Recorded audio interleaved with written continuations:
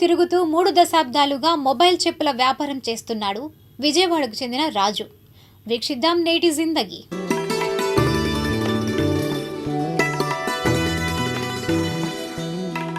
ఒకే వృత్తిని నమ్ముకొని 30 సంవత్సరాలకు పైగా జీవనం సాగించడం అంటే మాటలు కాదు.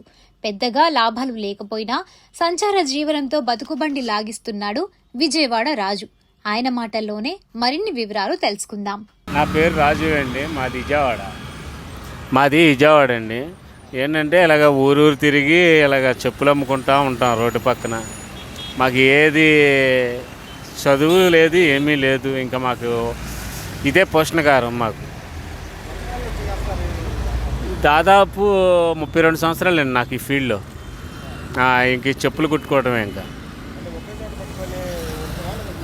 ఊరూర్లు తిరుగుతూ ఉంటానండి. ఎక్కడ బాగుంటే అక్కడ ఉంటాం.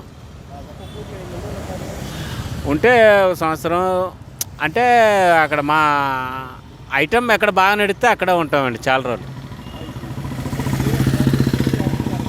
మొత్తం ఒక్క జత మీద ఉంటే 20, 10 రూపాయలు ఇది కస్టమర్ని బట్టి ఉంటాయండి. ఒక్క జత అంటే పట్టుద్దండి, 2 గంటలు పట్టుద్ది. ఒక జత అంటే 2 గంటలు పట్టుద్ది మాకు. అంతేనండి. చెప్పులు తయారు చేస్తే 2 గంటలు అంతేనండి. రోజు అత్తమానం చేస్తే ఒక 8 జతలు అలా చేస్తాం అంతే. మా కూలీ వచ్చి ఒక 600, 500 అంతేనండి. ఎక్కువగా మిగలం మాకు. సాలవండి, ఏం చేస్తాం మరి, సరిపెట్టుకోవాలి. ఎవరిని అడిగితే ఎవరు ఇచ్చేస్తారు, ఎవరెవరు కదా, కష్టపడుకోవాలి. చూస్తున్నారు ఎలాగో ఎండలో కూర్చున్నా నేను. ఇంకా వేరే పనులు ఏం తెలియదు. ఇంకా దీంట్లోనే స్థిరపడిపోయాం. అది విషయం. మొత్తం 4 అండి మేము. పాప, బాబు, మా ఆవిడ, నేను.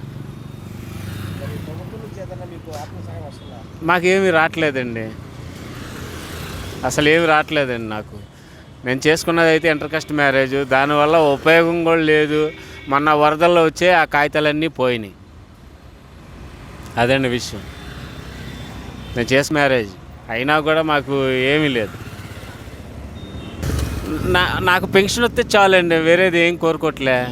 ప్రభుత్వం ద్వారాగా పెన్షన్ ఒకటి వస్తే చాలండి. అది కూడా దాని ప్రాసెస్ కూడా మనకు తెలియదు, చదువుకోలేదు. ఇంకా ఎక్కడేసింది ఇంకా అక్కడే ఉన్నట్టుగా ఇలాగే పనులు చేసుకుంటూ వెళ్ళిపోతున్నాం.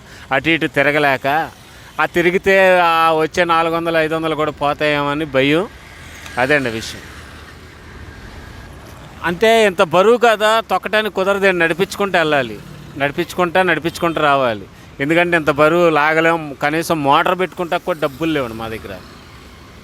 అదండి, చూస్తున్నారుగా డైరెక్టర్గా.